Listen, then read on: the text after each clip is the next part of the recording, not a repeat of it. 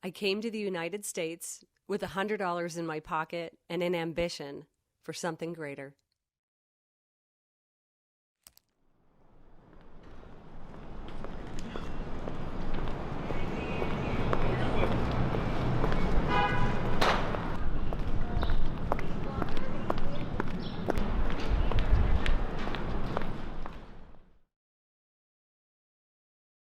My name is Tracy Clark, and I own a small plumbing, HVAC, and fire protection company in Cleveland, Ohio, and I grew up in County Meath, Ireland.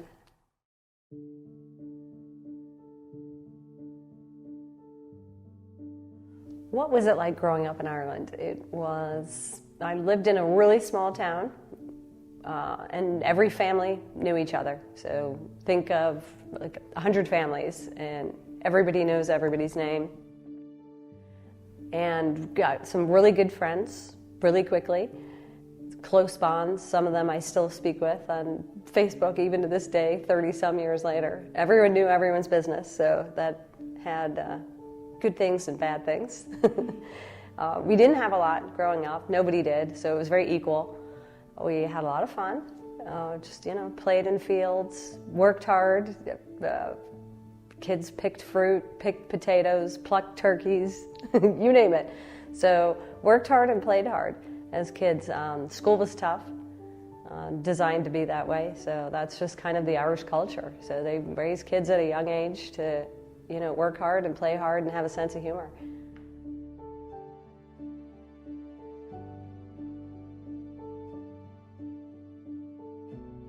Let's see, I am married, about to come up on my 25th wedding anniversary. Met my husband here in Cleveland in the Flats 33 years ago. We have two amazing sons, and I am a middle child. I have an older brother and a younger sister, and my parents are living in separate countries. They divorced when I was 14. Let's see, my dad lives in the Canary Islands, and my mom lives in a seaside town about 30 miles north of Dublin called Skerries with my sister.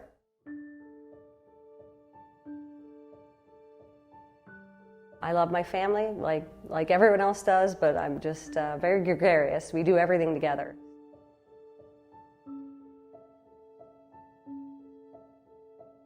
I just think it's the most important thing. You have your health and your family, and everything else is built around that.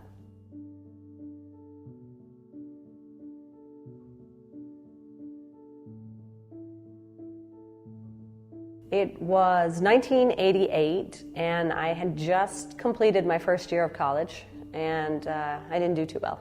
So I partied too much, had too much fun, and thought, okay, I'm going to try something different, and I thought I'd go to the States for the summer, and I never moved back, and that was 30-some years ago.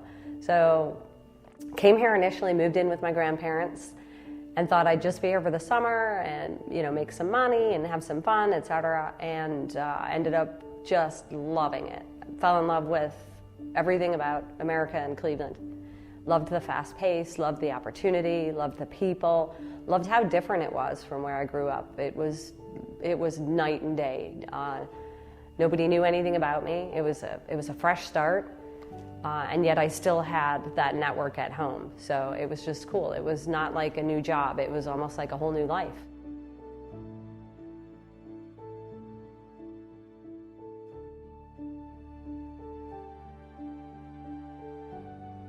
Religion impacted my decision to emigrate, not consciously, but I knew I was looking for more freedom, and religion back in 1988 in Ireland was really a part of your life. So we had to go to church all the time.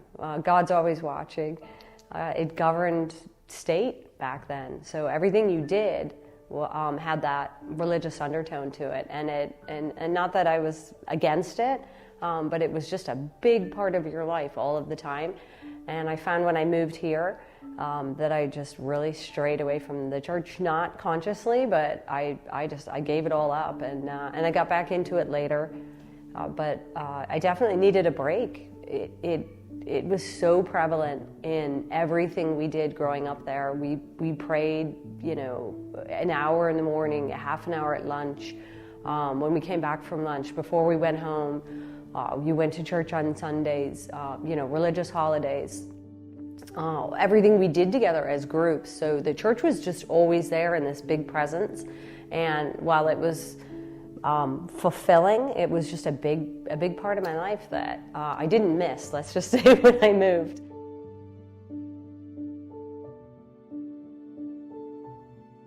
Again, I don't know that it was a conscious thing. I'm not sure what I was searching for when I moved. It's definitely something different, and Cleveland fulfilled that tenfold. So the culture there was just really strict in terms of work ethic and morality and all that stuff. And at 18, I'm like, I just want to have fun. When I first moved here, my first impressions were how huge everything was. I'd never seen a proper city other than on television. I'd never seen so many cars. I'd never seen how huge everything was. Like, our products are bigger, our cars here are bigger. I couldn't believe the wealth. So how much everyone had all the time. So everybody, 3 or 4 cars, that was unheard of. Most families had 1 car, and some families had no cars and took, public transportation, or maybe they owned a bicycle. So it just depended. And I thought, I want a piece of that. It doesn't look that hard. Like, people are doing it.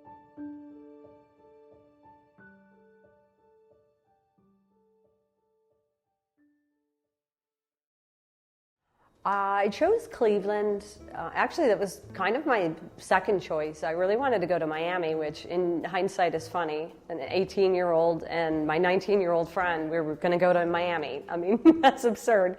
It would have been a different story, and my parents wouldn't have ever let me do that. So I chose Cleveland because my grandparents lived here, and my dad grew up here. Well, he's actually from New York, and he moved here as a small child, and I fell in love with it. Loved everything about the city. The grit that people talk about, it's here. Like, and it's a bit like home, a bit like Ireland in that, with the people and because this is a steel town and hardworking, and it's also very cultural. So Cleveland has, an Italian presence, we have Germantown, we have Asiatown. There's a strong Irish presence here. So it's kind of got that worldly feel to it, but in a really small town. And I love that because everybody is different. So, and I'm different from where I came from. So I enjoy that. I enjoy meeting the people. And I don't think I'll live anywhere else. It's a fun place. And I love our sports teams. So.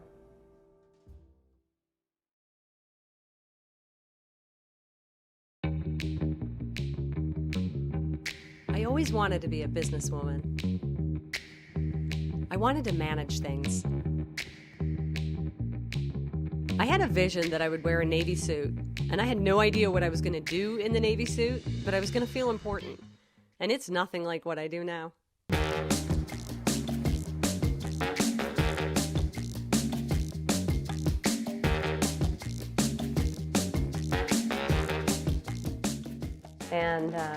And I wear work boots, and I go to business meetings, and I can put on the suit then. But so it wasn't my dream. I thought I would go into travel, but I made it my dream. I turned it around into that, and I have about about 15 to 20 people that work with us, and I manage them.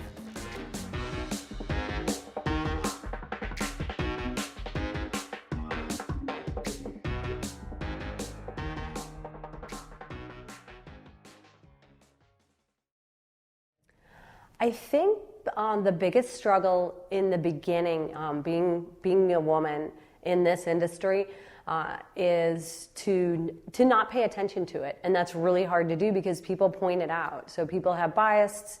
And I quickly learned that if I didn't pay attention to it and just went about my day, that it kind of wasn't a big deal. But it's definitely there, particularly because of my age too. So I'm over 50, and there just aren't too many women that do what I do on a daily basis. Again, I'm really hands-on. So while I will manage 15 to 20 people and do all of the office things and hold meetings.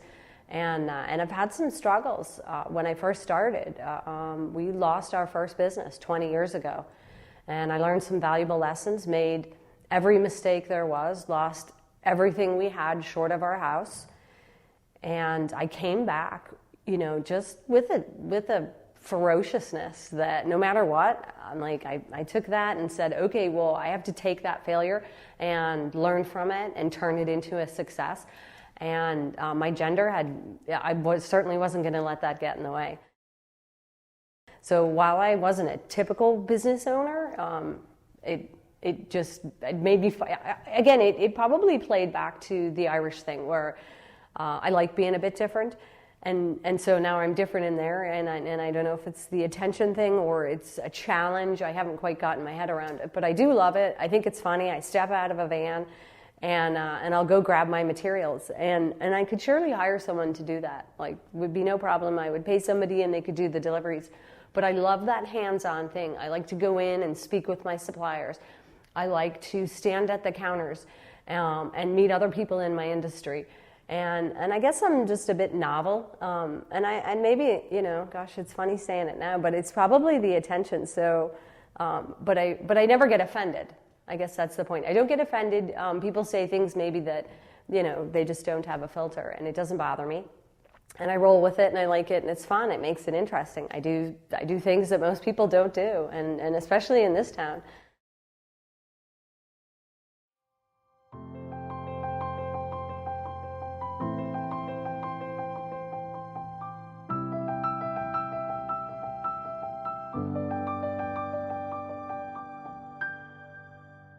Big life changes that's what it's all about, right?